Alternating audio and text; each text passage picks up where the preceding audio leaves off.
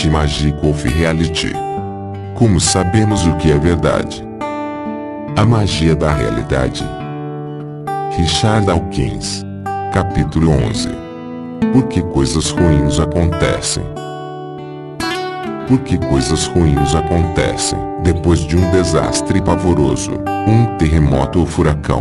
Ouvimos comentários assim: é uma injustiça, eles realmente não mereciam isso. Se um bom sujeito contrai uma doença dolorosa e morre, enquanto uma pessoa má goza de ótima saúde, novamente lamentamos: que injustiça! Ou protestamos: que tipo de justiça é essa? É difícil resistir ao sentimento de que deve existir algum tipo de justiça natural. Coisas boas deveriam acontecer a pessoas boas. Coisas ruins, se tiverem de acontecer, que sejam as pessoas más. Na divertida peça A Importância de Ser Prudente, de Oscar Wilde, uma governanta idosa chamada Senhorita Prism conta que muito tempo atrás escreveu um romance. Quando lhe perguntam se a história tem final feliz, ela responde: os bons acabam bem e os maus acabam mal. É este o sentido da ficção. A vida real é diferente. Coisas ruins acontecem, e tanto para a gente boa como para a gente má. Por quê? Porque a vida real não é como a ficção da Senhorita Prism. Porque coisas ruins acontecem. Muita gente acredita que seus deuses tensionavam criar um mundo perfeito, mas, infelizmente, algo saiu errado. E há muitas ideias do que exatamente saiu errado. A tribo Dogon, da África Ocidental, acredita que no começo do mundo havia um ovo cósmico do qual nasceram gêmeos. Tudo estaria bem se esses gêmeos tivessem saído do ovo ao mesmo tempo. Por azar, um deles saiu cedo demais e estragou o plano de perfeição dos deuses. Segundo os Dogon, essa é a razão por que coisas ruins acontecem. Existe uma profusão de lendas sobre o surgimento da morte no mundo. Em toda a África, diferentes tribos acreditam que um camaleão recebeu a notícia da vida eterna e a ordem de levá-la aos humanos. Infelizmente, ele andava tão devagar, e eles andam mesmo. Eu sei porque tive um camaleão de estimação quando era menino na África chamado Ocariá, que a notícia da morte, levada por um lagarto ligeirinho, ou um animal mais veloz em outras versões da lenda, chegou primeiro. Em uma lenda da África Ocidental, a notícia da vida foi levada por um sapo lerdo, ultrapassado por um cão veloz que levava a notícia da morte. Não entendo porque a ordem em que a notícia chega deveria ter importância. Má notícia é sempre má. Chegue quando chegar. A doença é um tipo de coisa ruim que deu origem a uma profusão de mitos. Uma das razões disso é que, por muito tempo, elas foram um mistério. Nossos ancestrais enfrentavam outros perigos: leões, tigres, tribos inimigas, fome e traço, mas eles eram visíveis e podiam ser compreendidos. Já a varíola, a peste negra e a malária provavelmente lhes pareciam surgidas do nada, sem aviso, e ninguém sabia como se proteger desses ataques. Era um mistério aterrador. De onde vinham as doenças? O que fizemos para merecer uma morte dolorosa, uma torturante dor de dente ou manchas horríveis pelo corpo? Não admira que as pessoas apelassem para a superstição em suas tentativas desesperadas de entender as doenças e proteger-se delas. Em muitas tribos africanas, até bem pouco tempo atrás, qualquer pessoa que adoecesse ou tivesse um filho enfermo automaticamente pensava em culpar um bruxo ou uma bruxa. Se o filho tinha febre, devia ser porque um inimigo pagara um feiticeiro para botar um feitiço nele. Talvez fosse porque o pobre pai não teve recursos para sacrificar uma cabra quando o bebê nasceu. Ou porque uma lagarta verde atravessou seu caminho e ele se esqueceu de cuspir o mau espírito. Na Grécia Antiga, peregrinos adoentados passavam a noite em um templo dedicado a Esculápio, o deus da cura e da medicina. Acreditavam que ele os curaria ou lhes revelaria a cura em um sonho. Até hoje, um número surpreendentemente grande de pessoas doentes viajam a lugares como Lourdes, onde mergulham em um lago sagrado na esperança de que a água santa as cure. O mais provável é que peguem uma doença da multidão que se banhou na mesma água. Cerca de 200 milhões de pessoas fizeram a peregrinação a Lourdes nos últimos 140 anos, esperando se curar. Em muitos casos a doença não é tão grave, e a maioria felizmente melhora. teria melhorado mesmo sem a peregrinação. Hipócrates, o médico e filósofo da Grécia Antiga que é considerado o pai da medicina e dá seu nome ao juramento de boa conduta feito por todos os médicos ainda hoje.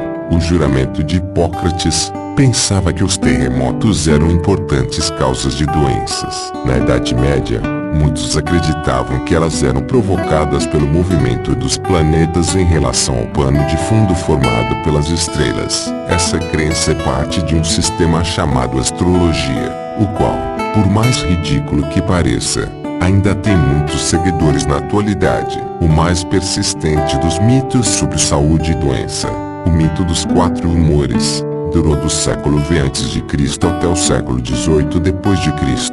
Quando dizemos hoje ele está de bom humor, é daí que vem o termo. Embora agora as pessoas não acreditem mais na ideia por trás dessa expressão. Os 4 humores eram bile negra, bile amarela, sangue e fleuma. Pensava-se que uma boa saúde dependia de um bom equilíbrio entre esses 4 humores. E ainda hoje podemos ouvir coisas parecidas de terapeutas charlatães que passam as mãos por cima de você para equilibrar suas energias ou seus chakras. A teoria dos 4 humores certamente não podia ajudar os médicos a curar doenças, mas talvez não fizesse grande mal se não levasse à prática da sangria, que envolvia abrir uma veia do paciente com um instrumento afiado chamado lanceta e tirar grandes quantidades de sangue, despejadas em uma vasilha especial.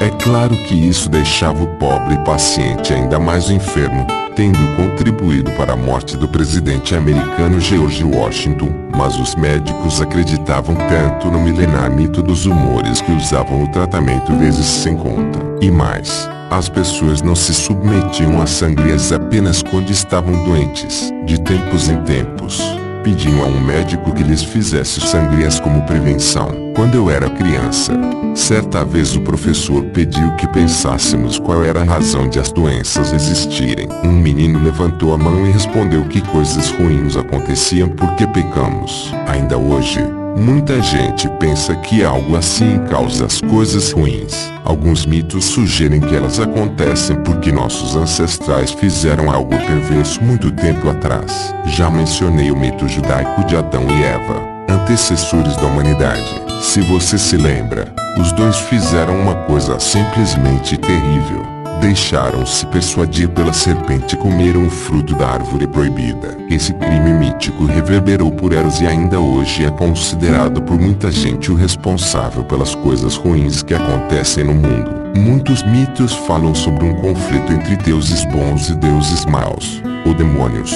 Os deuses maus são responsáveis pelas coisas ruins que acontecem no mundo. Ou então há um único espírito maligno, chamado diabo ou coisa parecida, que luta contra um deus bom, ou deuses. Se não houvesse essa disputa entre demônios e deuses, ou deuses bons e deuses maus, coisas ruins não aconteceriam. Porque coisas ruins realmente acontecem, porque alguma coisa acontece. Essa é uma questão complicada de responder, mas é mais sensata do que por que coisas ruins acontecem. Não há razão para dar atenção especial às coisas ruins, a menos que ocorram com mais frequência do que o acaso pode explicar ou que se pense que deve existir algum tipo de justiça natural. E neste caso as coisas ruins só deveriam acontecer com pessoas más. Será que acontecem coisas ruins com mais frequência do que deveríamos esperar em razão do acaso? Se for assim, então realmente aí está algo que pede explicação. Talvez você já tenha ouvido alguém gacejar sobre a lei de Murphy. Diz essa lei: quando você deixa cair uma torrada, o lado da geleia sempre acaba para baixo. Ou, de modo mais geral, se algo pode dar errado, dará. Muita gente faz graça com isso, mas às vezes temos a sensação de que essas pessoas pensam que é mais do que uma piada. Parecem mesmo acreditar que o mundo está contra elas. Faço alguns documentários para a televisão, e uma das coisas que podem dar errado em filmagens externas é o barulho indesejado. Quando um avião ronca à distância, temos de parar de filmar e esperar que ele passe. E isso pode ser muito irritante. Filmes ambientados em séculos passados são arruinados pelo menor vestígio de ruído de avião. Os cineastas têm a superstição de que os aviões escolhem os momentos em que o silêncio é mais importante para sobrevoar a área. e invocam a lei de Murphy para explicar isso. Recentemente, uma equipe de filmagem com a qual eu trabalhava escolheu um local onde tínhamos certeza de que o barulho seria o menor possível. Uma vasta campina perto de Oxford. Chegamos de manhã bem cedo, para garantir ainda mais a paz e o silêncio. E damos de cara com um escocês solitário praticando com sua gaita de foles. Provavelmente porque sua mulher o tinha enxotado de casa. Lady Murphy e proclamamos. A verdade, claro, é que existe barulho a maior parte do tempo, mas o notamos apenas quando ele nos irrita. Por exemplo, quando interfere nas filmagens. A probabilidade de notarmos o que nos incomoda é altíssima. E isso nos leva a pensar que o mundo está contra nós de propósito. No caso da torrada, não é uma surpresa que caia com a geleia para baixo com mais frequência do que para cima. Como as mesas não são muito altas, a torrada começa com a geleia para cima e em geral só há tempo para meia rotação antes de chegar ao chão. Mas o exemplo da torrada é apenas um modo pitoresco de expressar a pessimista ideia de que o exemplo a seguir pode ser mais representativo da lei de Murphy. Quando você joga uma moeda, quanto mais desejar cara, maior a probabilidade de sair coroa. Essa, pelo menos, e a visão pessimista. Há otimistas que pensam que, quanto mais queremos cara, maior a probabilidade de obtê-la. Talvez se possa chamar isso de lei de Poliana. A crença otimista de que as coisas geralmente acontecem do melhor modo. Ou então lei de Pangloss, lembrando um personagem do grande escritor francês Voltaire. Seu doutor Pangloss achava que tudo de melhor havia de acontecer neste que é o melhor dos mundos possíveis. Dito assim, fica fácil ver porque a lei de Murphy e a lei de Poliana são bobagens. Moedas e torradas não têm como conhecer a força dos nossos desejos, muito menos vontade própria para frustrá-los ou realizá-los. Além disso, o que é ruim para uma pessoa pode ser bom para outra. Tenistas adversários rezam fervorosamente pela vitória, mas um deles tem de perder. Não há razão especial para perguntar por que acontecem coisas ruins, ou, analogamente, por que acontecem coisas boas. A verdadeira questão por trás dessas duas perguntas é, por que alguma coisa acontece? Sorte, acaso e causa. Há quem diga que tudo acontece por uma razão. Em certo sentido, é verdade. Tudo o que acontece tem uma razão. Ou seja, os eventos têm causas. E a causa sempre vem antes do evento. Os tsunamis ocorrem devido a terremotos no fundo do mar. E os terremotos acontecem como consequência do deslocamento das placas tectônicas da Terra, como vimos no capítulo 10. Esse é o verdadeiro sentido da ideia de que tudo acontece por uma razão.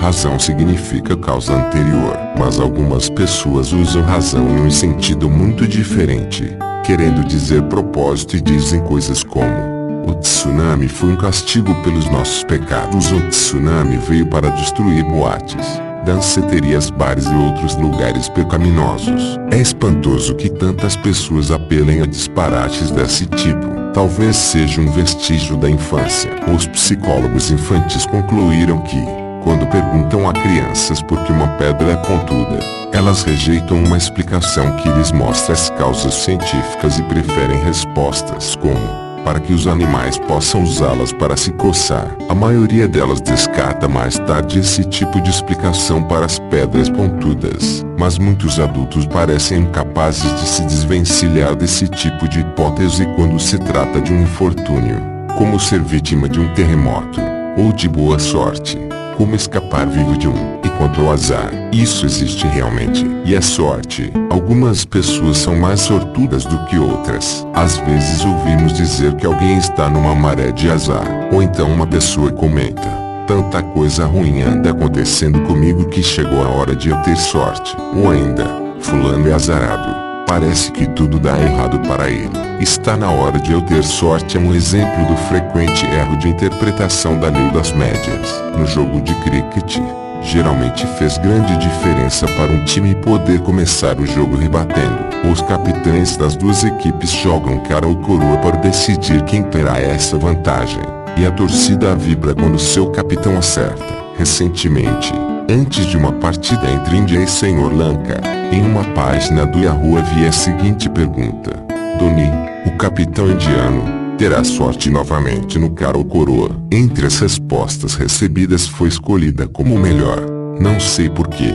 A seguinte: acredito plenamente na lei das médias. Por isso aposto que Sangakura, o capitão do Sr. Lanka, terá sorte e ganhará o cara ou coroa. Percebe a bobagem? Em uma série de partidas anteriores, Doni ganhará no cara ou coroa. Moedas não têm preferência por uma pessoa ou outra, e a mal compreendida lei das médias deveria, então, garantir que Doni, por ter tido sorte nas outras ocasiões, agora perdesse para compensar. Em outras palavras, a ideia era que chegara a vez de Sangakura ganhar no cara ou coroa, ou que seria injusto Doni ganhar de novo. Mas a realidade é que, independentemente de quantas vezes Doni ganhara no cara ou coroa antes, a probabilidade de ele vencer nesse jogo sempre é de 50%. Vezes justiça não tem absolutamente nada a ver com isso. Nós podemos nos importar com justiça ou injustiça, mas uma moeda não está nem aí, e o universo também não.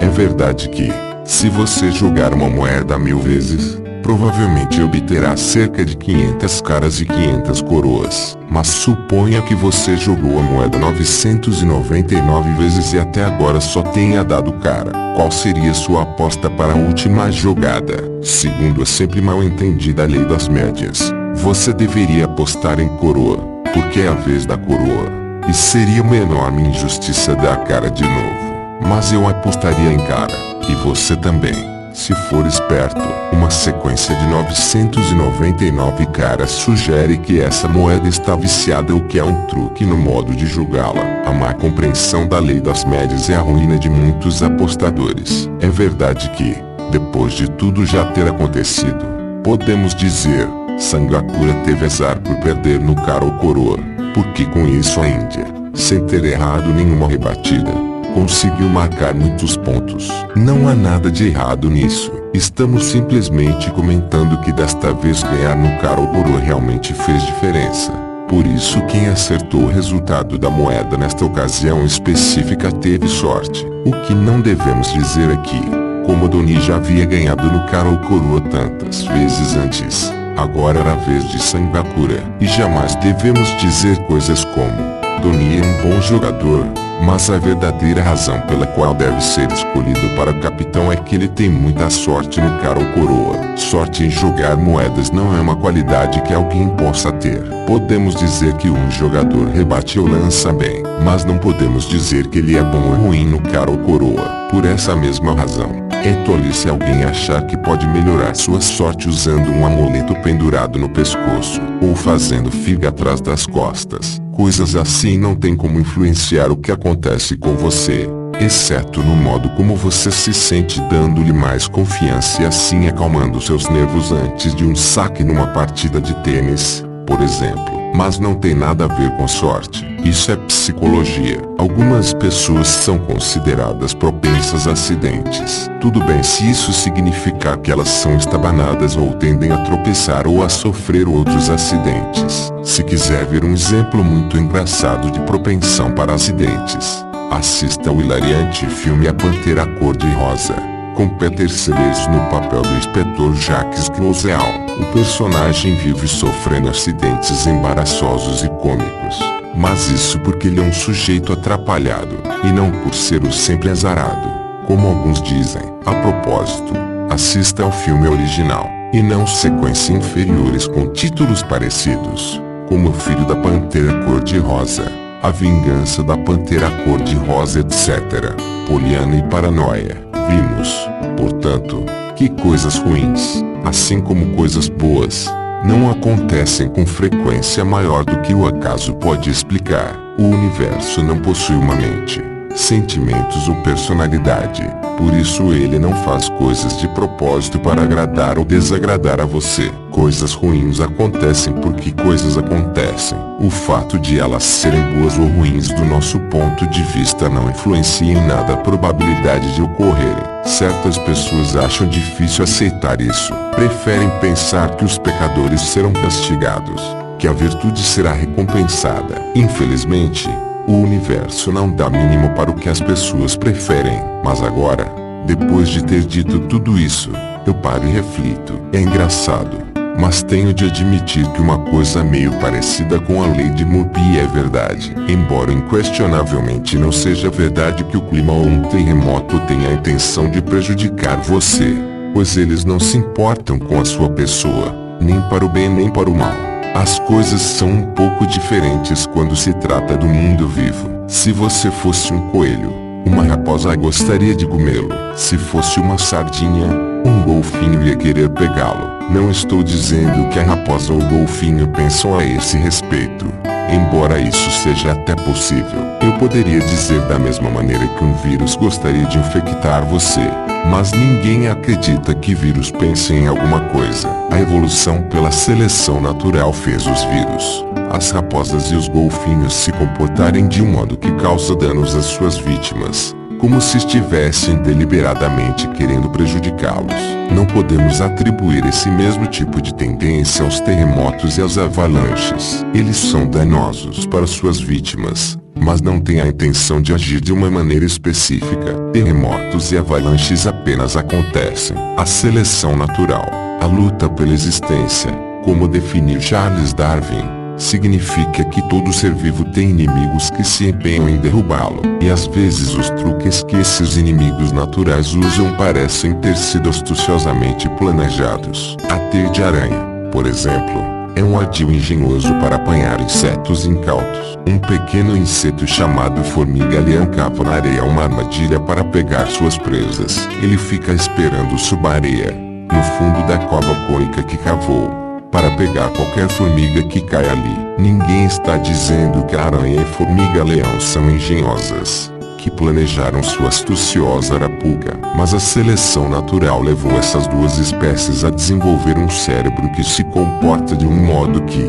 para nós, parece engenhoso, da mesma forma que o corpo de um leão parece engenhosamente projetado para pegar antílopes e zebras. E, quando nos imaginamos na pele de um antílope, podemos ter mesmo a impressão de que um leão que espreita, perseguido ao biote, vive planejando acabar conosco. É fácil ver que os predadores, animais que matam e comem outros animais, agem de um modo que prejudica suas presas, mas também é verdade que as presas agem de um modo que prejudica seus predadores. Fazem de tudo para escapar e, se conseguirem, seus predadores morrem de fome. O mesmo se aplica aos parasitas e seus hospedeiros, e também a membros da mesma espécie, que estão todos competindo uns contra os outros. Quando viver é fácil, a seleção natural favorece a evolução de aperfeiçoamentos nos inimigos, sejam eles predadores, parasitas, hospedeiros ou competidores.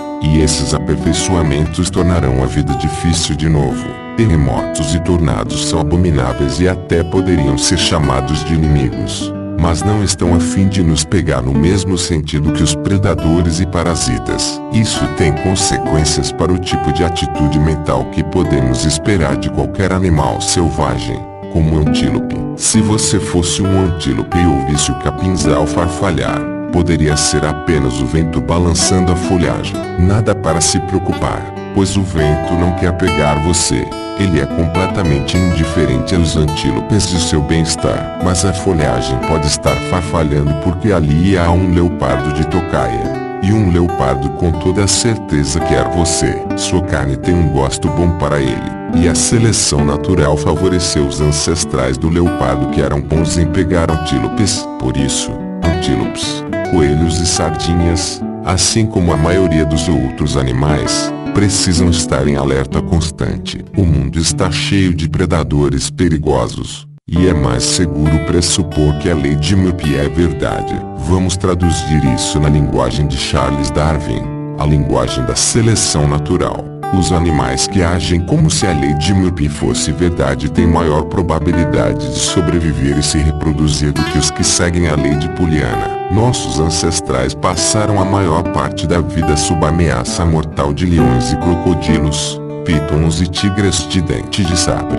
Portanto, provavelmente faz sentido uma pessoa encarar o mundo com suspeita. Há quem diga paranoia, vendo um provável perigo em cada farfalhado capim, em cada estalido de galho seco, e supondo que alguma coisa está querendo pegá-la. que é um agente tramando deliberadamente sua morte. Tramar é a palavra errada, se isso significa que se trata de algo planejado, mas é fácil traduzir essa ideia na linguagem da seleção natural. Há inimigos no mundo, moldados pela seleção natural para se comportar como se estivessem planejando me matar. O mundo não é neutro ou indiferente ao meu bem-estar. Ele está a fim de me pegar. A lei de Murphy pode ou não ser verdade, mas me comportar como se fosse é mais seguro que acreditar na lei de Pollyanna. Talvez essa seja uma razão por que, até hoje, muitas pessoas têm crenças supersticiosas de que o mundo pretende prejudicá-las. Quando isso vai longe demais, usamos o termo paranoia, doença e evolução, um processo em andamento. Como eu disse, os predadores não são os únicos que querem nos pegar. Os parasitas, que sobrevivem alimentando-se do nosso corpo, são uma ameaça mais furtiva, mas igualmente perigosa. Entre eles incluem-se os vermes, como a tênia e a lombriga, as bactérias e os vírus. Predadores como o leão também se alimentam de corpos, mas em geral é clara a distinção entre eles. O parasita se alimenta de uma vítima que ainda está viva, embora ele possa acabar matando-a. Em geral é menor que ela. O predador é maior que sua vítima, como o gato, que é maior que o camundongo, se for menor. Como o leão é menor do que a zebra, a diferença de tamanho não é tão grande. Os predadores matam as presas de uma vez e as devoram. Os parasitas matam suas vítimas mais devagar, e elas podem continuar vivas por muito tempo enquanto eles se alimentam dentro delas. Muitos parasitas atacam em grandes números, como quando temos uma forte infecção por causa do vírus da gripe ou do resfriado. Os parasitas que são pequenos demais para ser vistos a olho nu em geral são chamados de germes, um termo impreciso. Entre eles incluem-se os vírus, que são muito pequenos, as bactérias, que são maiores que os vírus, mas ainda assim são diminutas. Alguns vírus parasitam bactérias, e outros organismos unicelulares, como o parasita da malária, muito maior que as bactérias, mas ainda pequeno demais para ser visto sem microscópio. A linguagem não possui uma denominação geral para esses parasitas unicelulares maiores. Alguns são chamados de protozoários, porém esse termo está ultrapassado. Outros parasitas importantes são os fungos, como o que causa o pé de atleta. Seres grandes como os cogumelos dão uma falsa ideia de como a maioria dos fungos é. Exemplos de doenças bacterianas são tuberculose, alguns tipos de pneumonia, coqueluche, cólera, difteria, lepra, escarlatina, furúnculo e tifo. Entre as doenças virais estão sarampo, catapora, cachumba, varíola, herpes, hidrofobia, poliomielite, muitas variedades de gripe e o que chamamos de resfriado comum, malária, disenteria amebiana e doença do sono são doenças causadas por protozoários. Outros parasitas importantes, que podem ser vistos a olho nu, são os vários tipos de vermes, como os plateumintos e os nemateumintos. Quando eu era garoto, morei numa fazenda, e várias vezes encontrei animais mortos, como doninhas e toupeiras. Estava aprendendo biologia na escola, de modo que passei a dissecar os pequenos cadáveres que encontrava. O que mais me impressionava era a imensa quantidade de vermes vivos que fervilhavam nos corpos. Vermes redondos tecnicamente chamados de nematódios. Eu nunca vi isso nos ratos e coelhos domesticados que nos davam para dissecar nas aulas. O corpo tem um sistema muito engenhoso e geralmente eficaz de defesa natural contra parasitas. O sistema imunológico. Ele é tão complexo que precisaríamos de um livro inteiro para explicá-lo. Em poucas palavras, quando o corpo percebe um parasita perigoso, ele se mobiliza para produzir células especiais, que são levadas pelo sangue para a batalha, como um exército, fabricadas sob medida para atacar os parasitas específicos que estão atacando. Em geral, o sistema imunológico vence, e a pessoa se recupera. Depois disso, ele se lembra do equipamento molecular que criou para aquela batalha específica, e qualquer infecção subsequente pelo mesmo tipo de parasita é rechaçada tão rápido que nem notamos. É por isso que, depois de contrair uma doença como sarampo, cachumba ou catapora, é provável que nunca mais a tenhamos. Antigamente se achava bom que uma criança pegasse cachumba, por exemplo, porque assim a memória do sistema imunológico a protegeria dessa doença na idade adulta. A cachumba é ainda mais desagradável para os adultos, especialmente os homens, pois ataca os testículos. A engenhosa técnica da vacinação produz um efeito parecido. Em vez de nos fazer pegar a doença em si, o médico nos dá uma versão mais fraca dela, ou uma injeção com germes mortos, para estimular o sistema imunológico sem que sejamos atacados pela doença de fato. A versão mais fraca é muito menos prejudicial do que a doença real. Aliás, é comum nem notarmos efeito nenhum, mas o sistema imunológico se lembra dos germes mortos ou da infecção com a versão branda da doença e fica armado para combater a doença real se algum dia ela aparecer.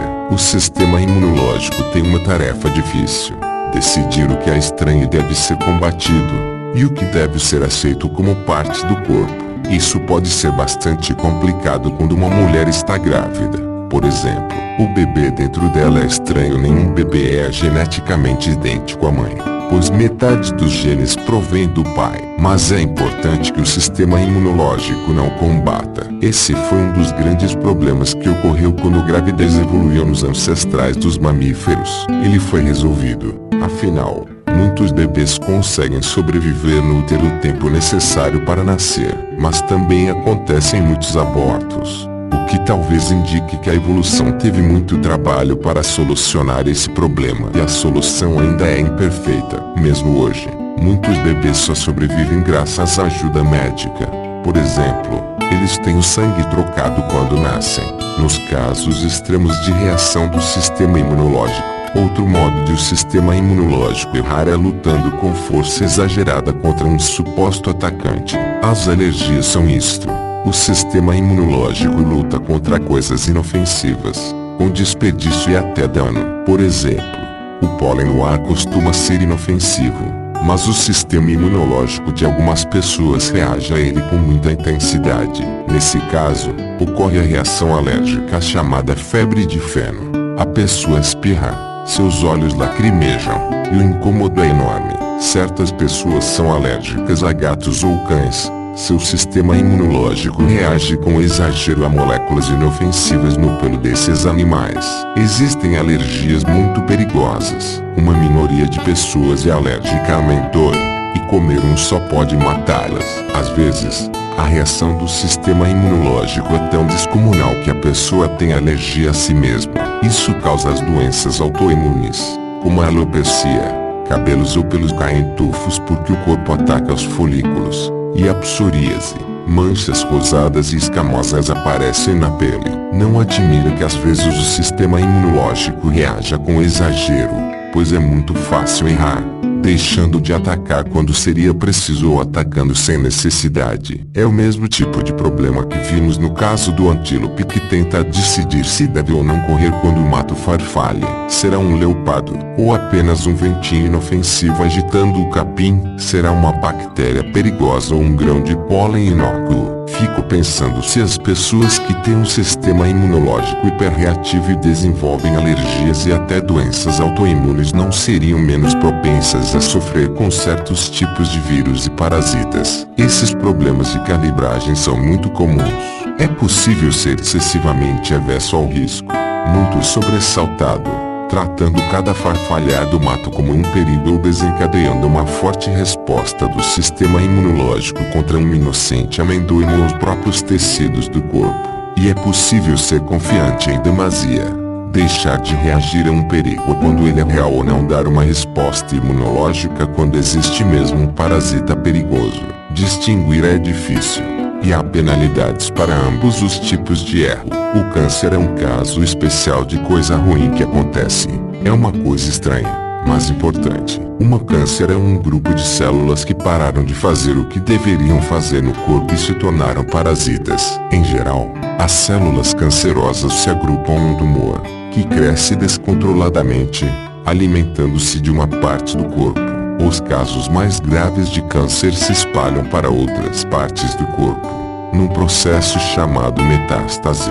e acabam matando o paciente. Esses tumores são chamados de malignos. O câncer é tão perigoso porque suas células derivam diretamente de células do corpo. São células nossas, ligeiramente modificadas. Isso significa que o sistema imunológico tem dificuldade em reconhecê-las como estranhas. Também significa que é muito difícil encontrar um tratamento que mate o câncer, pois qualquer método terapêutico que possamos imaginar, um veneno, por exemplo, tende a matar também nossas células sadias. É muito mais fácil matar bactérias, pois as células bacterianas diferem das nossas. Venenos que matam as células bacterianas, mas não as nossas, são chamados de antibióticos. A quimioterapia envenena as células cancerosas, mas faz o mesmo com o resto do corpo, pois nossas células são muito semelhantes às cancerosas. Se a dose do remédio for excessiva,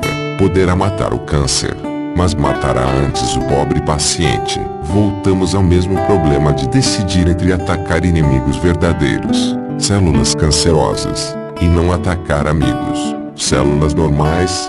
Voltamos ao problema do leopardo no mato. Quero encerrar este capítulo com uma especulação. Será que as doenças autoimunes são subproduto de uma guerra evolucionária contra o câncer?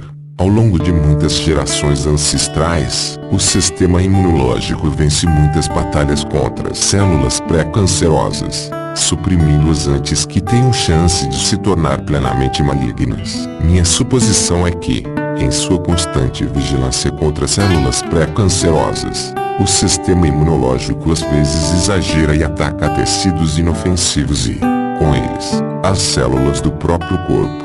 E chamamos isso de doença autoimune. Será que a explicação para as doenças autoimunes é que elas são um indício de um processo evolutivo em andamento para produzir uma arma eficaz contra o câncer? O que você acha?